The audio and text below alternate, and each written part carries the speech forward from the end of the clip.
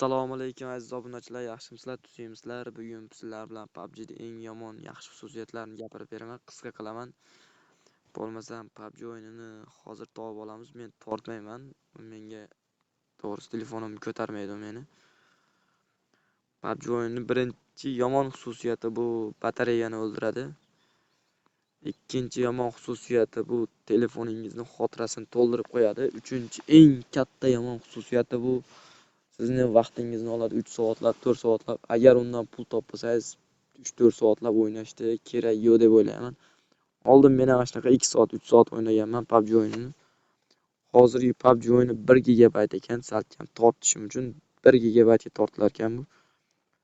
Hozir meni telefonim ko'tarmaydi, chunki oldingi telefonimda o'ynardim.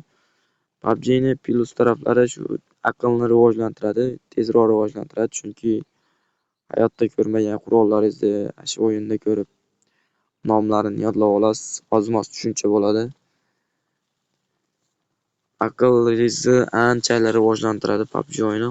Ommaviy minus taraflari ko'proq deb o'ylayman. Dunyodagi reyting bo'yicha eng birinchi o'yinda turibdi hozir PUBG o'yini. Oldin Counter turardi PUBG o'yini, hozir esa birinchi o'ringa o'tdi. Kanalimizga obuna bo'lib qo'yinglar. Oldin Counter birinchi o'rinda turardi reyting bo'yicha, dunyo bo'yicha ko'pchilik o'ynardi. Hozir esa PUBG o'yini bo'ldi birinchi o'ringa. Bo'lmasam kanalimizga obuna bo'linglar. Sizlar bilan yana o'sha Igrovoy maslahat kanali. Sog' bo'linglar, ko'rishguncha.